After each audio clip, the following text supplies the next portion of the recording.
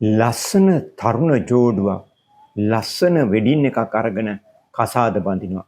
කසාද බැඳලා මේ කට්ටිය ලස්සනට තමන්ගේ මදු සමය ගත කරලා ඒගොල්ලොන්ගෙම ගෙදර පදිංචියට යනවා. ඇත්තටම මේ දෙන්න හරිම සතුටෙන් ඉන්නවා.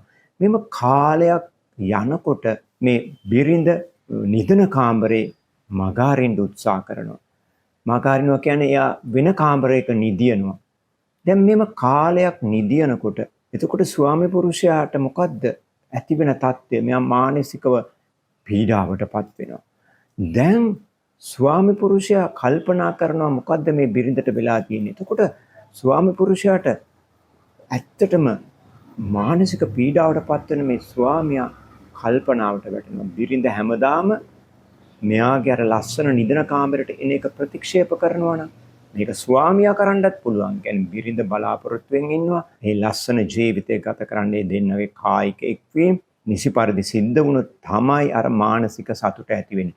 මේ දෙන්නගෙන් එක්කෙනෙක් අපි මෙතන නිදර්ශනයකට ගත්තොත් ස්වාමියා වැඩ කරලා ලස්සනට එයාගේ රාජකාරී කරලා ගෙදරට කරන හැම යුතුයකමක්ම කරන මේ ස්වාමියා ගෙදර එන්නේ දහසක් බලාපොරොත්තු ඇතුව. ඒ කියන්නේ ඇවිල්ලා ලස්සනට ඇඟපත හොදගෙන අර බිරිඳ සමග කායිකව එක්වෙන්න උත්සාහ කරන විට කියන්නේ ගොඩක් දුරට මේක දෙන්න රාත්‍රියේ තමාගේ නිදන කාමරේ නිදියන එක ප්‍රතික්ෂේප කරනවා බිරිඳ. එතකොට මේ වගේ අවස්ථාවක කොහොමද සැමියෙක් මුහුණ දෙන්නේ? ඒ කියන්නේ අපි නීතිය පැත්තෙන් බැලුවොත් දැන් සැමියාට මේක දිග්ගටම බිරිඳ කරනකොට දීර්ඝ කාලයක් තමාගේ නිදන කාමරයට එන එක ප්‍රතික්ෂේප කරනකොට මොකද්ද නීතියෙන් සැමියාට තියෙන පිළිසරණ? ඇත්තටම අපේ දික්කසාද නීතියේ සීමිත අවස්ථාවන් කිහිපයක් තමයි මේ වගේ අවස්ථාවකට මුහුණ දෙන බිරිඳකට හරි ස්වාමි පුරුෂයෙකුට හරි තියෙන්නේ.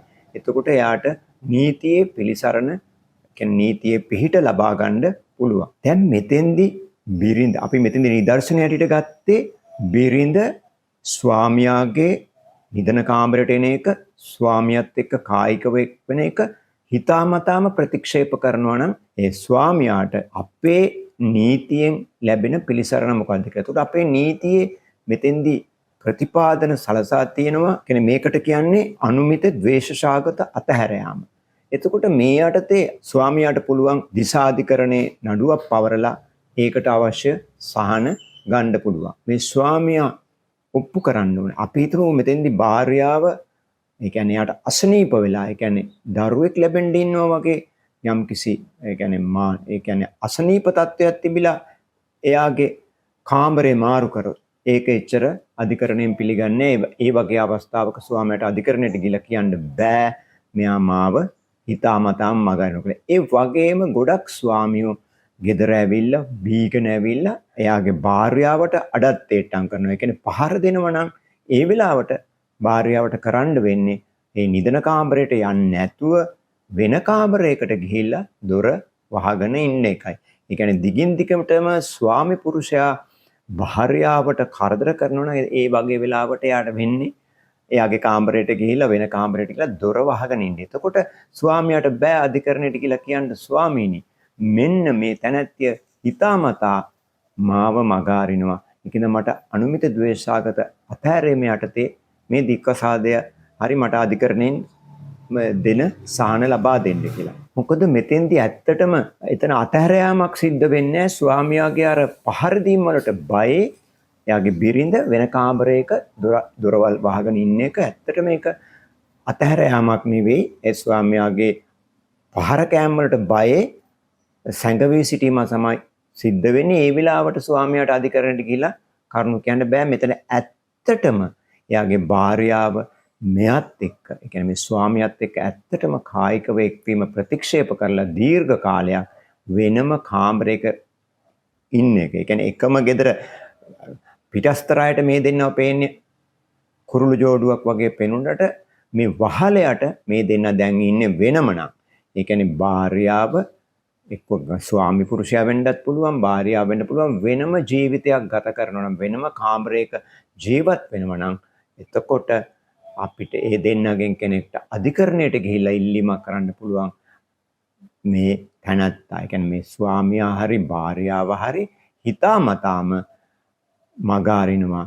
ඒක නිසා මට දික්කසාදේ ලබන්න. ඒතර මේ නීතිය තියෙනවා අනුමිත ද්වේෂාගත අතහැර යාම යටතේ දිසාධිකරණයේ නඩුවක් පවරලා දික්කසාදය ලබා ගන්න පුළුවන්. අපේ සාමාන්‍ය විවාහ නීතිය 1907 අංක 19 දරන සාමාන්‍ය විවාහ ආඥා පනත තමයි පැහැදිලි කරලා තියෙන. ඒකේ 19 වෙනි වගන්තිය පැහැදිලි කරලා තියෙනවා කොහොමද අමුසැමි යුවලකට එකට ඉන්න බැරි නම් කොහොමද මේ දික්කසාදේ ලබා ගන්න ඔප්පු කරන්න ඕන අධිකරණයේදී මොනවද ඔප්පු කරන්න ඕන. ඒකට ඉතාම සීමිත වූ හේතු තුනයි තියෙන්නේ. එන්න ඒ හේතු තුනෙන් එකක් ඔප්පු කරොත් අපිට පුළුවන් දික්කසාදේ ලබා ගන්න. ඒ කියන්නේ පළවෙනි එක තමයි අනාචාරය.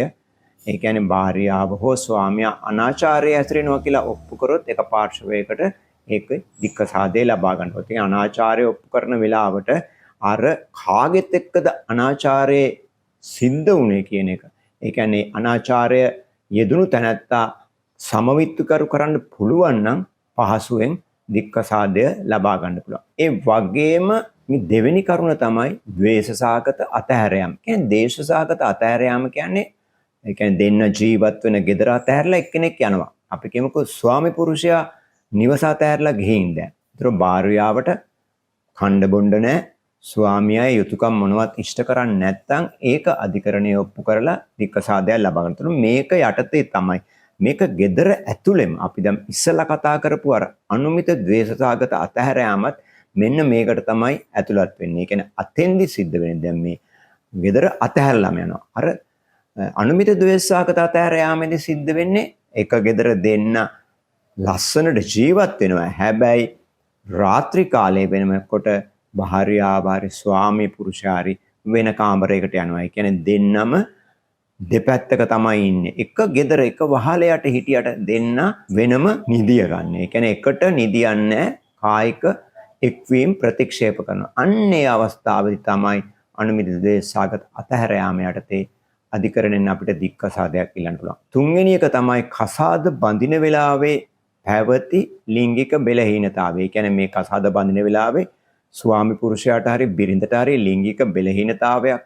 තිබිලා ඒක මේ හඟවන්නේ නැතුව ඉන්නවා. මේක පස්සේ ඔප්පු වුණාම එතකොට ඒ වෛද්‍ය සාක්ෂි මගින් මේක හරියට අධිකරණයේ තහවුරු කරලා ඒ දෙන්නගෙන් එක්කෙනෙකුට දික්කසාදේ ලබා ගන්න පුළුවන්. එතකොට අනුමිත ද්වේෂසහගත අතහැර යාම යටතේ කවුරු හරි කෙනෙක්, ඒ කියන්නේ ස්වාමියා හරි භාර්යාව හරි දිසාධිකරණයේ නඩුවක් පවරනකොට ඒක හරියටම ඔප්පු කිරීම ඒ නඩුව පවරන තැනැත්තාට හිමි වෙනවා.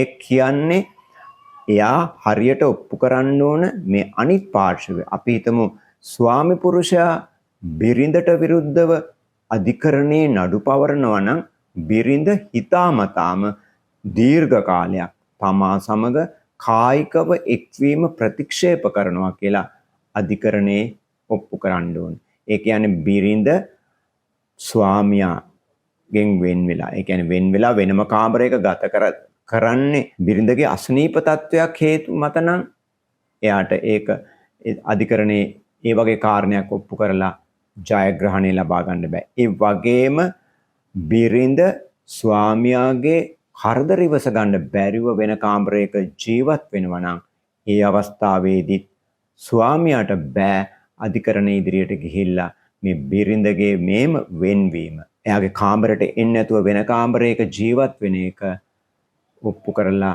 එයාට ජයග්‍රහණයක් ලබා ගන්න බෑ. එයා ඔප්පු කරන්න ඕන බිරිඳ හිතාමතාම තමා එක්ක කායිකව එක්වීම ප්‍රතික්ෂේප කරනවා කියලා. ඒ වගේ අවස්ථාවක ඔහුට පුළුවන් අධිකරණයෙන් සහනයක් ලබා ගන්න. මේ වගේ දේවල් දැනගන්න Law with Mind subscribe කරන්න.